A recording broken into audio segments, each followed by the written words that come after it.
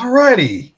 Now, now it's official now. Before I introduce my guest, I want to say for those of you that are watching, so if you are a new customer at Splash, you can get your free $10 by using referral code UUM2IX. Now, in order for you to get that free $10, you must enter your first $10 or more contest to receive your $10. So it could be a pick'em, survivor, tiers, a golf contest, but make sure that the state that you live in, you are eligible to play Splash Sports. And also, I got three contests. So we have the Survivor picks for the NFL, Survivor picks for college football, and there will be a upcoming tiers contest for Monday Night Football between the Seattle Seahawks and the Detroit Lions. So just want to let that know off the bat, and you will see that in the description box. All right. So now that I got that, oh wait, also you can download the Splash Sports on Google Play and on the Apple Store. I forgot about that. So, further ado, let's introduce the guest, my guest. So, he is the founder of FF7S, co-founder of the Sports Affiliation, and he's also a NBA Bets and IDP report from Fantasy Alarm. Please welcome my good friend Iggy. How are you doing? Man, I'm doing great. It's great to be here with you today, Shawn. I really appreciate you having me. I'm looking forward to talking the football. 2 weeks have been pretty crazy already. A lot of nobody predicted Pittsburgh Steelers to be the number one in the AFC North, I don't think. We're right on path with how easy the NFL is. And this is the second episode of Safe and Trap. Now, I did look up some information before we got on the air. So, according to Splash Sports, so NFL Week 2, 49% of survivor entries are eliminated. 28 of users picked the Baltimore Ravens. The Lions 8.2. I said last week, don't choose the Lions. Then the Cowboys 6.7. I told everybody don't choose the Cowboys because once Cowboys win, Cowboys people want to bet money on them. Colts 2.7. I can't believe I chose the Colts over the Packers, and then Jaguars 2.5. So those were like the percentages according to Splash Sports. But this is the second week that an AFC North team that has been highly favored and then all of a sudden choked. Yep. Yeah, I don't know. With Lamar, with the Ravens, it's just bad offensive play. They need to be able to put those games away. They were up 10 points. You got to put those games away. The Bengals, a little bit of heartbreak. A little sloppiness in the first week. I think they're still trying to get the rhythm back with Joe Burrow, find their footing. But we'll see. Being 0-2, not where we expected to see those teams, and it's hard to climb out of. Right. So I'm looking to come back from my 1-2 disappointment in week 2 because last week I just started Safe for Trap. So as I was looking through all the games, by the way, now I tell anybody, if you're going to be betting or whether you're betting or playing survival pool, I will recommend you not playing no Thursday night football because they'll give you a line that seems like, oh, it's attractive. But then when you watch throughout the whole game, you feel like, oh, man, why did I even bet on that game? So I'm looking at the New England Patriots and the New York Jets. They are a 6.5 favorite. Now, as you know, the Patriots do have a new head coach, and they lost to Seattle last week. Now, I told you, and I said a couple of seconds ago, if I'm a pool player, I do not want any part of this game because you don't know what to expect between these two teams. But at least with the Jets, they did win at Tennessee. So I will say that. I will give them credit for that. But I look at this game like, I don't even want to play on the Survivor in this game. No, I feel the same way. Yeah. It kind of seems like a big risk no matter what. Both 1-1 teams. Patriots can run the ball, can control it. The Jets are banged up on defense, lost 2 starters in the last game. So quick turnaround. You just don't know what to expect, Exactly. Now, another game because I had that game as trap, by the way. Another game that I could see as trap is Houston and Minnesota. Both teams won their game. Now, the game is at Minnesota. And I got to tell you, man, Minnesota couldn't have lost that game against San Francisco. They couldn't have. But then you also got the injury of Justin Jefferson, which also has a effect on that. Because if just Jefferson was playing, I would have said, you know what, take the Vikings. But since Justin Jefferson is hurt, that's when I was like, I had to back off from that. Yeah, Danielle Hunter going back to play his former team in Minnesota. Greener, there's a couple of Houston Texans that are up there. Cashman now with the Vikings, so a couple revenge games for both of those guys. But yeah, Minnesota could be on their third string wide receiver as their wide receiver one without T.J. Hawkinson. So essentially, their top three pass catchers could be gone, but you don't know. You know, Sam Darnold's playing pretty good football, honestly. Now I'm looking at another game I just saw. Oh, I got one. Now, if you chose the Chargers over the Panthers, hey, I gave you guys something, so you should be happy. So now the Raiders are playing the Carolina Panthers. Now, I did find some information about that. So not only I found the game safe, I actually found some information about the Carolina Panthers. And I'm looking it through my notes. And let's see. Okay, here we go. So the Panthers team that has lost by an average of 30 points in the first two games. The Panthers did shift from Bryce Young for Andy Dalton, and the lines are shifting as a result. So I chose the Raiders, and they have been outscored 50-3 in the first half, and they have only covered 2 first downs in 22 attempts while allowing their opponents to convert 16 times in 29 third downs. And their opposing QBs have a 124.3 rating, and Bryce Young averaged 4.4 yards per yard attempt, which is actually worse than last year. So when I look at that Carolina Panthers team, I look at like this, like Bryce Young don't even have any help. If I'm Bryce Young, I could be like, why am I in Carolina? I mean, it's not my fault I'm playing this bad. Yeah, that's a Dave Tipper. I wrote about it. I predicted the Panthers to have the worst defense in the NFL before the year began. It looks like they're going to be there. Dave Tepper, he just hasn't figured out the NFL yet. You know, he's been an owner for a couple years. He's gone through coaches like some people do pants, and you know, it's just there's no foundation there. There's no continuous to keep the ball rolling kind of thing. They're constantly set and reset. They gave Bryce Young 2 games, excuse me. So we'll see how it pans out. I'm not saying Andy Dalton, you know, he's taking teams to the playoffs, but. And, yeah, like you said, the quarterbacks over there working with new head coach, new passing coordinator, new offensive coordinator, bad defense, bad owner. It's just a lot to overcome over there, I'm thinking. Exactly. Now, another one, like I told you before the air, there's a lot of games that are trapped. Another game I found to be kind of suspect is Sunday Night Football is the Kansas City Chiefs, and they're going to Atlanta.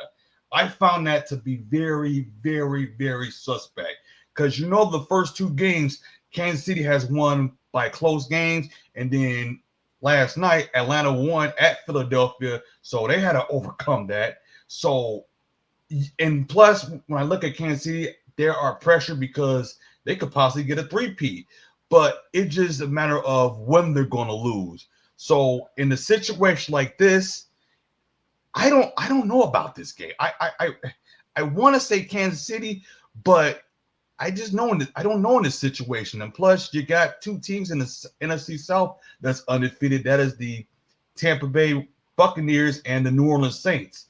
So I feel like this game is more for the Atlanta Falcons than it is with the Kansas City Chiefs because the Kansas City Chiefs can play sloppy and come back and win the AFC West. Yeah, I mean, I don't know. I think it's kind of a trap game. I stayed away from it from a survival perspective. It's just, yeah, it's a primetime game. We don't know what we're going to get. Kirk Cousins has turned out to be pretty good in the primetime lately. Atlanta has a great underrated defense. You know, they went and got Matt Judon, Justin Simmons right before the season began. That really completed what was already a pretty good defense. You know, Raheem Morris over there, a great defensive mind. So we'll see how it pans out. But, yeah, I recommend staying away from it. Kansas City losing Isaiah Pacheco. That's a big deal, man. He was a guy that can move the chains for them, set up a short second down. They're going to miss him. They're going to miss him pretty bad. Absolutely. Now, the next one, this is actually a rivalry game. Now, usually with rivalry games, you usually stay away. Now, the game I'm talking about is the San Francisco 49ers and the LA Rams. man, if you're a LA Rams fans, you got to be really feeling bad because one, you lost to the Lions, and then you lost to the Cardinals, even worse. And it's so bad in LA right now.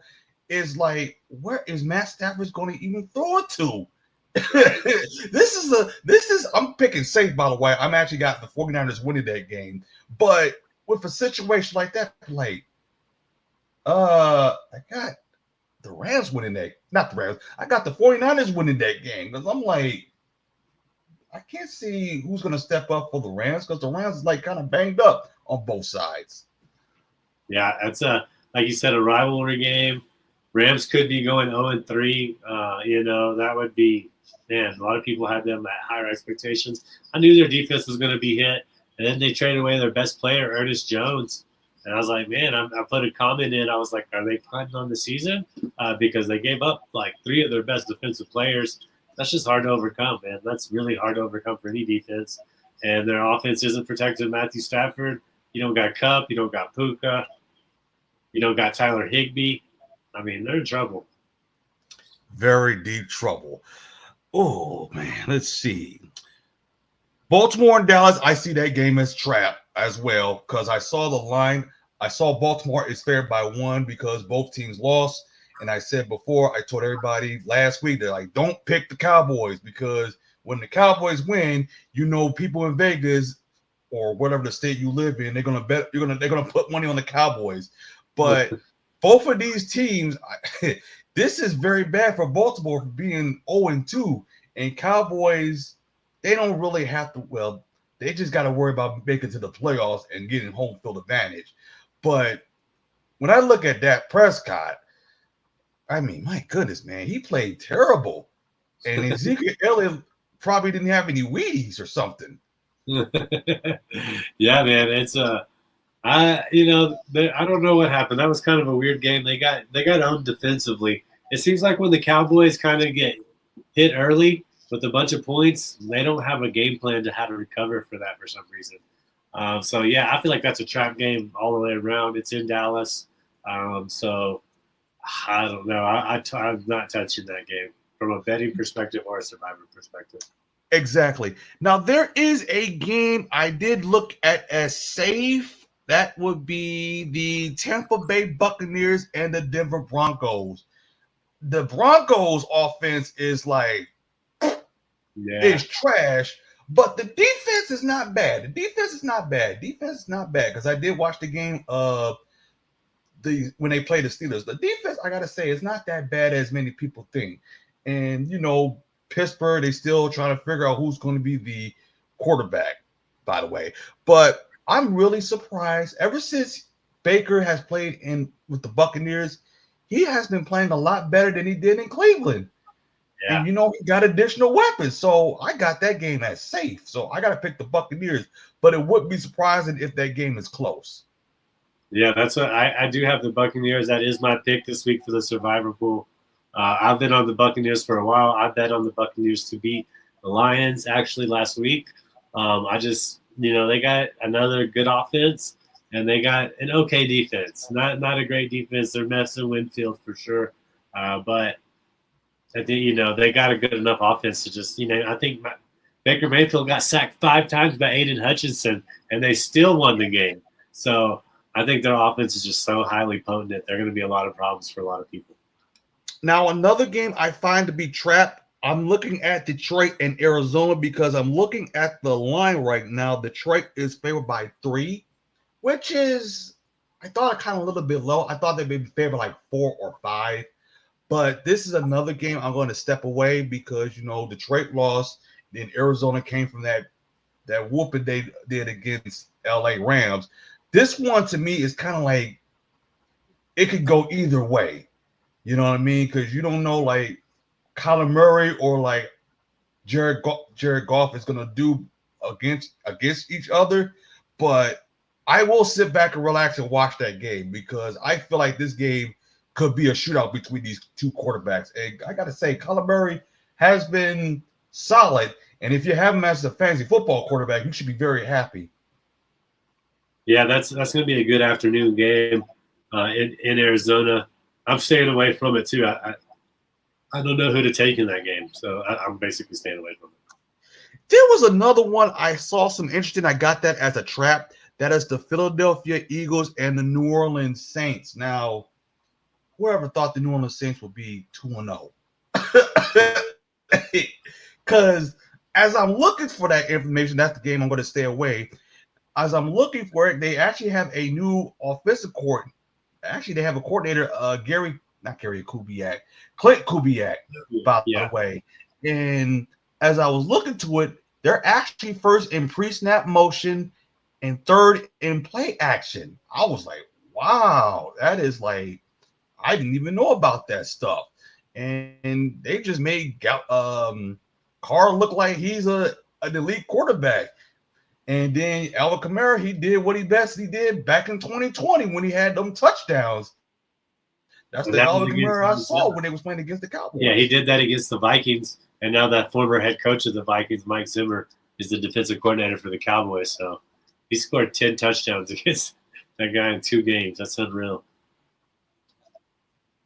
That's very well. Now, do you have any games that you can see that's kind of a trap? Yeah, I mean, I think there's a couple of them that are traps out there. I think Jaguars Buffalo could be a trap. I think Jacksonville could get lucky or get some breaks and go up there and win in Buffalo, who's 2-0. I think that's something to keep an eye out for. I don't know that you could just do that with confidence. And we kind of spoke about it a little bit. Chargers at Steelers. I mean, 2-0 teams. Going at it. I feel like this is like the late, the 2000s, 2010s again, with those two Yeah. being so great. And the Chargers of Los Angeles traveling to Pittsburgh. I mean, Pittsburgh's won, but I think they've only scored 1 touchdown in 2 games, maybe 2 touchdowns in 2 games. I think it's just 1. So we'll have to see how that works against Harbaugh, who's basically just getting scoring on his opponents early and staying up on them with good defensive play. So I feel like that's a trap for 2-0 games. And honestly, I feel like the Giants and Browns. I mean, I would think the Browns are going to win it, but I mean, do we know who the Browns' offense are? I mean, do we really know who they are? Exactly. So that's a trap game to me too. Now, when you said about the Chargers and the Steelers, now the issue I have with the Chargers is they have the offense, no question about that. But it's just they get penalized so many times. It's like, y'all guys got to get it together. That's my issue is with the Chargers. But well, I was gonna say Mike Tomlin, man. That's my thing. It's hard for me to bet against him, and he's like borderline top 5 NFL coach all time. He's definitely in the top 10 all time. He's the best current coach out there right now, in my opinion. Andy Reid, you could probably say maybe he's a little better. They've both been doing it a long time. Mike Tomlin's the longest tenured coach for a reason. And every year we try to discredit the Steelers, and every year they're above 500. So it's just I can't. It's hard for me to go against the Steelers at Pittsburgh. That's tough. There was another game I find as a trap one. That is the Chicago Bears and the Indianapolis Colts, because the Colts are favored by a point. That's kind of like moment right there. I mean, Chicago got the defense, but I don't know about the Colts offense, because the Colts offense is kind of suspect. It's kind of suspect. 2 big plays. You take away those 2 big plays, they don't have anything. So, I'm not high on rookie quarterbacks. I think it's, we've seen the formula. If you let a quarterback sit maybe 1 year, 2 years, let him get a grasp of the NFL speed, let him get some practice reps as a scout quarterback, let him go out there. When you throw him out as a rookie quarterback with expectations, they could just set yourself up for failure. So we'll see. I don't know. That's a big time trap game. I want to stay away from that.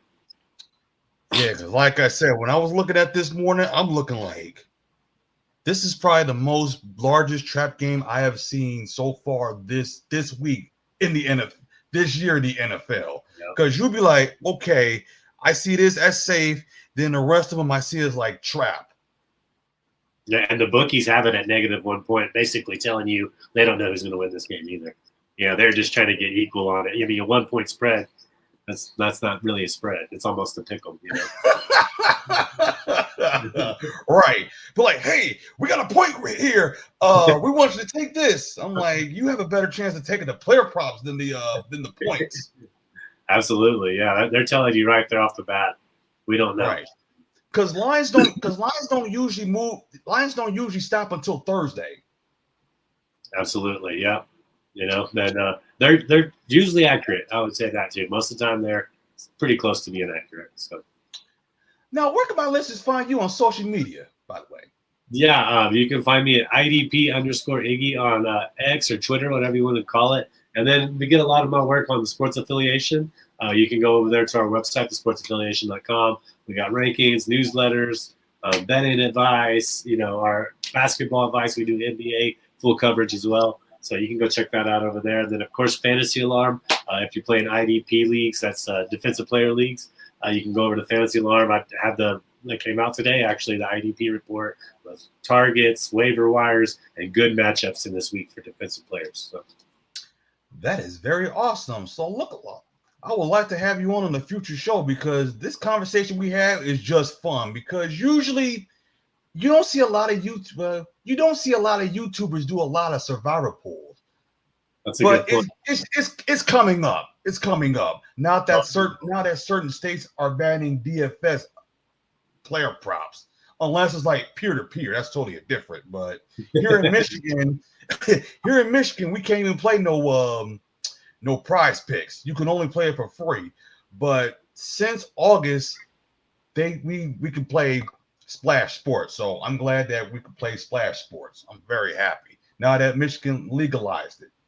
There we go, Michigan. I appreciate it. I'm in Colorado. There's some things I can't play, some things I can't play. So I can't do underdog. I can't do sleeper. So I'm right there with you. Right. But at least in Michigan, we could play all the games for Splash. So I'm grateful to do that. And I look forward to doing something like tiers. I want to do something like that. That should be great. That will be fun, man. I really appreciate you having me on. We've been trying to link up for a little bit. I'm glad we made it happen. And I'd love to come back on. All right. So, ladies and gentlemen, Izzy, and you have a nice and wonderful evening.